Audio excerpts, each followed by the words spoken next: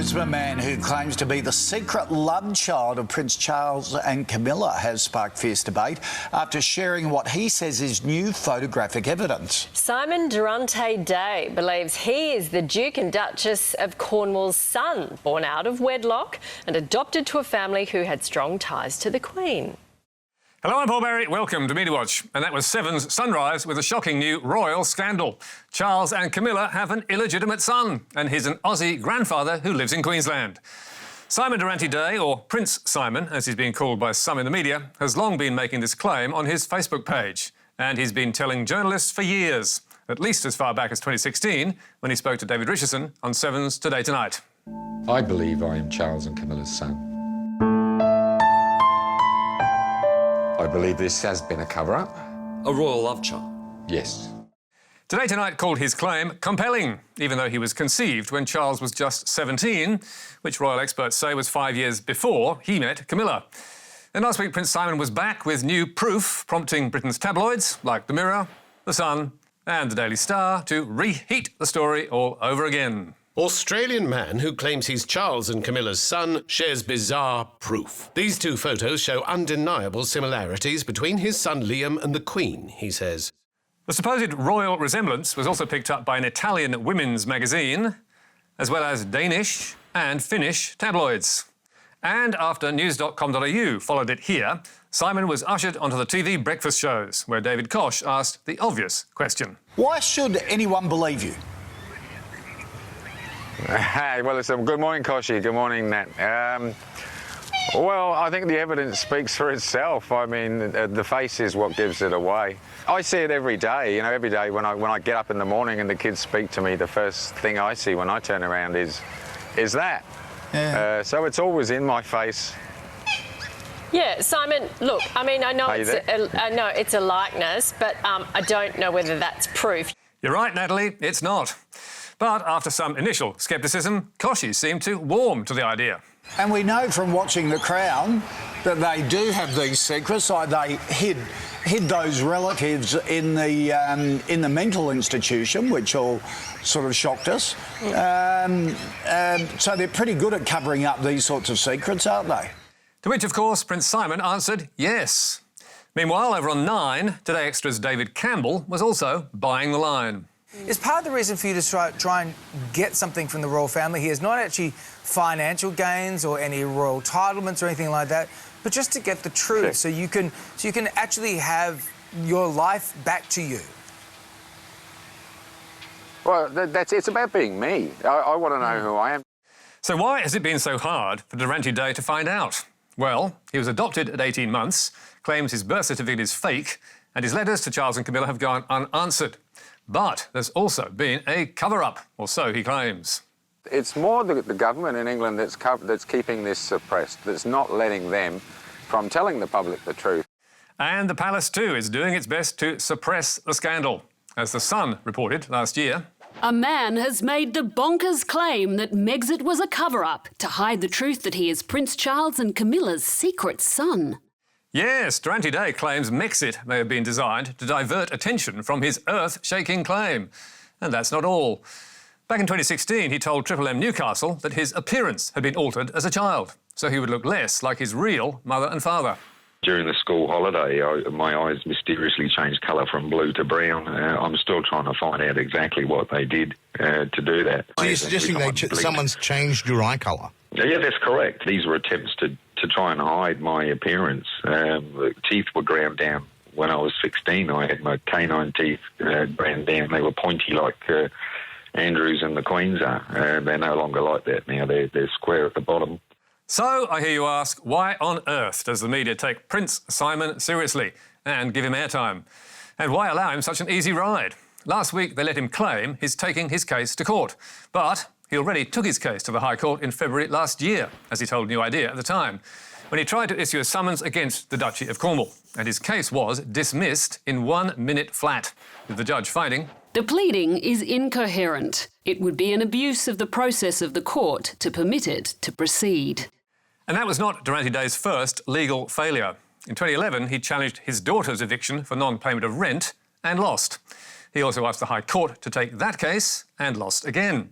And in 2019, he took on the Queensland Public Service and lost once more, failing to overturn his suspension for allegedly threatening his supervisor. He then threatened, that I was under scrutiny by authorities that were overlooking the royal issue, and everything I was doing was being watched and documented, and that I needed to be careful on what I did. Dorante-Day tried to get the High Court to hear that case too, and lost again. And he's also failed to sanction the media who question his royal lineage claims. He complained to New Zealand's Media Council over this New Zealand Herald story, and lost. And to the UK press regulator Ipso over this Belfast Telegraph piece, and lost again. And he's now complaining about Britain's ITV, where things got ugly after Prince Charles's biographer last week rejected Simon's story. Frankly, I think that these claims are fanciful.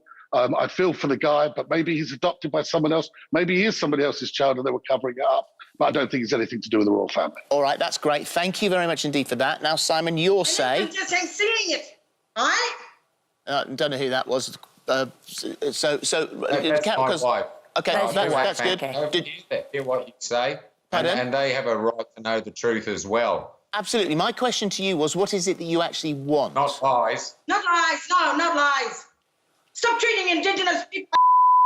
OK. Well, we'll leave it there, Simon, unfortunately. That wasn't very royal, was it? And after watching that, you can only ask again, why, oh why, do the Australian media still treat this man's story as credible and his claims as news? Unfortunately, there is no good answer to that question. We tried to contact Dorante-Day for comment, but he did not respond.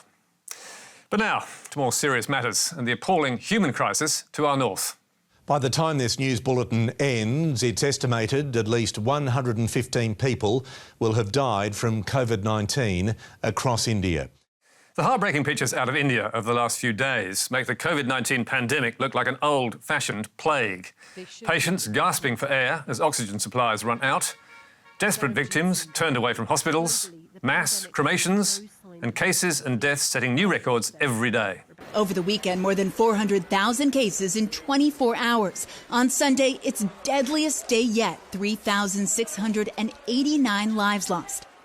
Most Australian outlets are covering this crisis from afar, relying on newswires and interviews with Australians stranded in India, angry that they've been abandoned and their return home criminalised. From Delhi, Emily McBurney dropped this bomb on Today. You know, Scott Morrison had a lot of time, in a lull time, to get Aussies home, and that didn't happen by Christmas. And now they're going to be coming home as ashes or in a body bag. Well, it's sobering, isn't it? For those on the ground, the reporting challenges are immense, not least from the threat to their own health and safety. As New York Times correspondent Jeffrey Gettleman wrote last week, I'm sitting in my apartment waiting to catch the disease. That's what it feels like right now in New Delhi, with the world's worst coronavirus crisis advancing around us. It is out there. I am in here, and I feel like it's only a matter of time before I too get sick. The ABC is the only Australian newsroom with a journalist, James Oaten, based there. And he's been filing for TV and radio around the clock, trying to gauge the true scale of the pandemic, which is even worse than we're being told. There's many factors contributing to the underreporting. Crematorium workers and ambulance drivers say people are dying from COVID, but they're not being tested, so they're not included. Health experts say too often people are being recorded as dying from other illnesses instead of COVID, defying World Health Organization protocols. And what makes it even harder to know how many are dying is that India's national government, led by Narendra Modi, has consistently downplayed the crisis and attempted to throttle criticism of its management. As investigative reporter Rana Ayub told Channel 4, the government is hell-bent on hiding the real numbers. My conversations with health officials have revealed, and of course various reports that have come forth, that the death figures in India are at least 10 times higher than what is being revealed to us right now. At the start of the pandemic in March last year, the government tried to censor all COVID media stories before publication, but the Supreme Court prevented it. And since then, it's been cracking down on social media, ordering Facebook, Instagram and Twitter to remove dozens of posts amid threats in Uttar Pradesh that people spreading rumours on social media will have their property confiscated. Among those the Indian government got blocked were tweets by opposition politicians talking about Prime Minister Modi's mismanagement of the pandemic, or just highlighting the scale of the crisis and strain on the healthcare system. Even pictures posted by a photojournalist of the funeral pyres burning was blocked. And Twitter is not putting up much resistance. It told the New York Times it will take down posts if the government deems them illegal. And back in February, after threats to arrest its employees, it blocked 500 accounts that were critical of Modi. And the government's attempt to stifle criticism has even reached Australia, following this report in The Australian. Arrogance, hyper-nationalism and bureaucratic incompetence have combined to create a crisis of epic proportions in India, with its crowd-loving PM basking while citizens suffocate. That article by Philip Sherwell, a respected Asia correspondent for The Times, prompted an angry reaction from India's Deputy High Commissioner in Canberra, who complained in a letter to The Australian's editor, Chris Daw. It is astonishing to see that your respected publication has chosen to reproduce a completely baseless, malicious and slanderous article without bothering to check the facts. The High Commissioner also demanded a rejoinder to set the record straight, which Chris Daw tells us will not be forthcoming. It is all quite bizarre, as Bloomberg's Asia correspondent Ian Marlowe observed. Amazing that India's diplomats are busy responding to newspaper articles in foreign countries like this and blocking social media accounts at the height of the world's worst outbreak. India's record on press freedom is among the worst in the region. Reporters Without Borders ranks the country 142 out of 180 in its World Press Freedom Index, below Myanmar, Zimbabwe and Afghanistan. And it's dangerous too.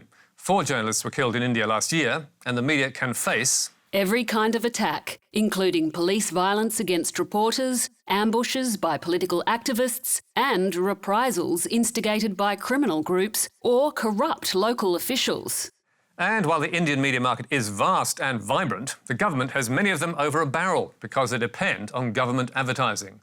As Al Jazeera's The Listening Post reported, just look at these front pages from this past Thursday. Celebrating, of all things, improvements to the country's infrastructure at a time when the healthcare sector is in critical condition. Like so much of India's journalism, bought and paid for by the hand that feeds. And it's not just money the government can use to keep the media in line, as the UK Telegraph reported. It is an open secret that the majority of newspapers are under pressure to hire editors supportive of the ruling party, while a succession of opposition journalists have faced trumped-up criminal charges. So, while millions get sick and thousands die, there is another potential casualty of this war against the virus: truth and press freedom in the world's biggest democracy. But now, to another big democracy that's facing serious media challenges and a huge front-page story in the Murdoch's New York Post that was so bad, the journalist who wrote it decided to quit. Come on in. Solo kids at border welcomed with copy of Veep's book. That page-one splash by Laura Italiano hoed into Kamala Harris for not doing enough to fix the migrant crisis on the US-Mexico border, claiming that rather than visit the front line, as she'd promised to do, she'd been flogging her picture book instead. Unaccompanied migrant kids brought from the US-Mexico border will be given a copy of her 2019 children's book, Superheroes Are Everywhere, in their welcome kits. And the paper added, scathingly, it's just the latest open arms gesture by the Biden administration. The Post story was based entirely on this Reuters photo, showing the book propped up against a backpack on a bed. But soon Republican politicians were taking the claims as gospel. The White House was being asked to explain, and Fox News was taking aim. And guess what's actually making an appearance at the border? Copies of the VP's 2019 children's book handed out to kids at a shelter. Imagine if Trump gave Art of the Deal to kids in cages. I can't even see what they would say about that. I just think this whole thing was a desperate ploy to get free publicity for a new book. Also sticking in the knife was Australia's very own New York Post columnist Miranda Devine, who told Sky's Paul Murray last week, Kamala Harris has not gone to the border. She doesn't want to talk about it. All she's done is give her stupid book, children's book, to all the poor kids down at those overcrowded migrant shelters at the border. To which Paul Murray responded, it's ludicrous. And on that point, Murray was right, because a few hours later, the Washington Post debunked the story. No, officials are not handing out Harris's picture book to migrant kids. Yes, after making some phone calls, the Washington Post made an amazing discovery. A single copy of the book was donated during a citywide donation drive, officials said. One donated book, the one that happened to be in the photograph. So, end of story? Well, no. In a rare postscript, the New York Post journalist who wrote the original story tweeted the next day, "An announcement. Today I handed in my resignation to my editors at the New York Post." And 15 minutes later, we were told why. The Kamala Harris story, an incorrect story I was ordered to write and which I failed to push back hard enough against, was my breaking point. Extraordinary, eh? A journalist claims she was ordered to write a fake story and after having been exposed, quits her job at News Corp. The New York Post has refused to explain how this appalling beat-up came about, but denies it orders reporters to deliberately publish inaccurate information.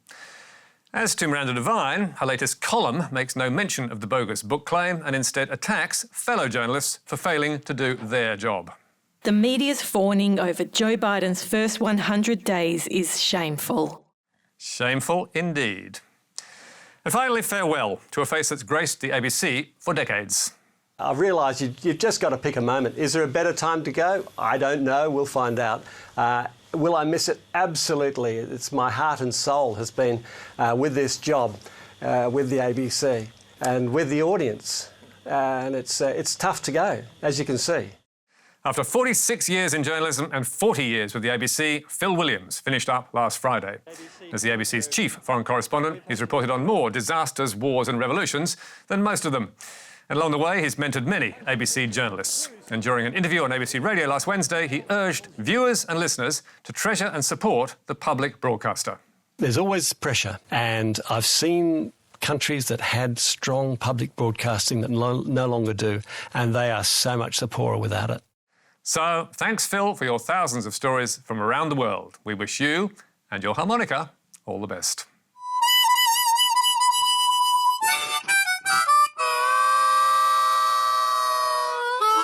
And with that, thank you so much. Thank you, Australia. That's all from us tonight. There's more on our website where you can stream or download the programme. And don't forget Media Bites every Thursday online. But for now, until next week, goodbye.